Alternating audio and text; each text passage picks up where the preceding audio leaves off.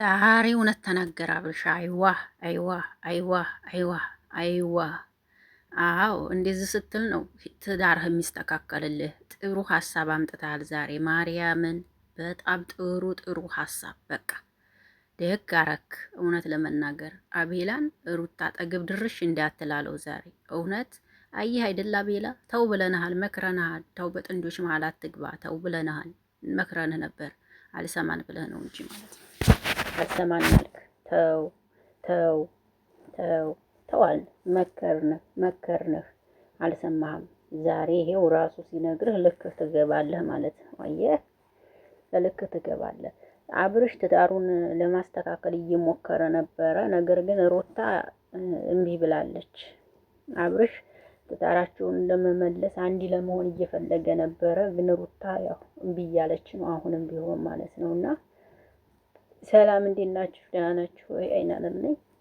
ለዚህ ቤት አዲስ ከሆናችሁ ቤተሰቡ ነው። አብራችሁ ላላችሁ አመሰግናለሁ። አሁንም በአዲስ ቪዲዮ መጥቼላችኋለሁ ማለት ነው። እንግዲህ ዛሬ አብርሽ አቤላን ከዚህ በኋላ ስለ ሩታም ስታወራ እንዳልሰማ ሩታም አጠገብ ድርሽ ስትል እንዲያላይ ብሎታል ማለት ነው።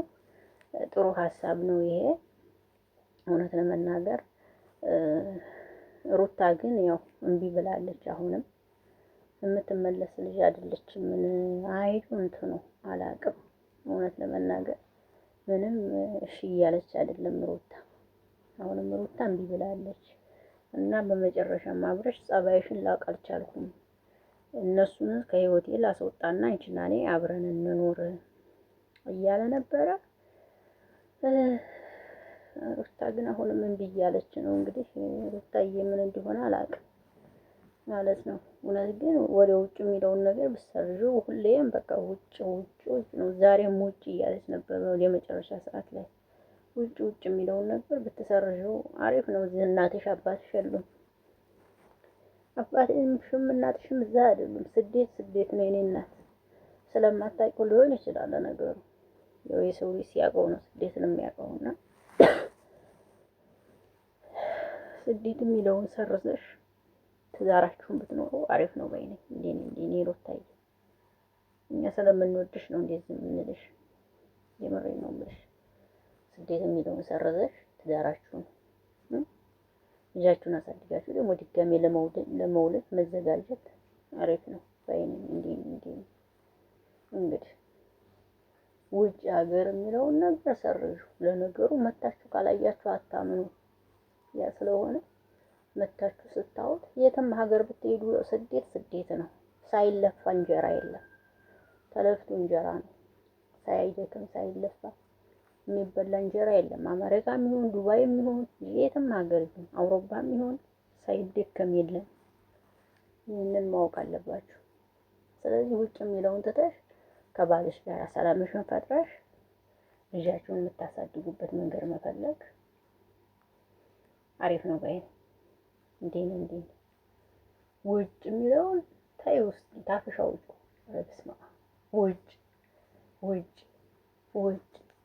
ውጭ መድኃኒዓለም አባቴ ድረስልኝ።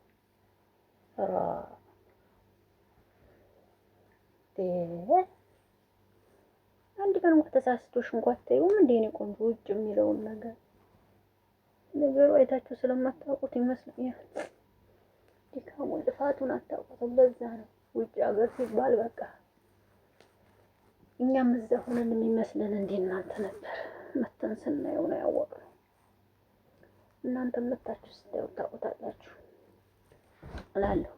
እና ለዛ ነው ታየው ነው ውጭ የምትለው። እኛ ግን ታይ እያለ ነው። እሷ ግን ውጭ ሀገር እያለች ነው። ሩታ ታይ እያለ ነው። እሷ ውጭ ትላለች ዝም ብላ። ስለዚህ መከሯት የሩታ እህቶች የምታገኟት ማለት ነው። ልጅሽን አሳድጊ ሀገርሽ ላይ ብሏል።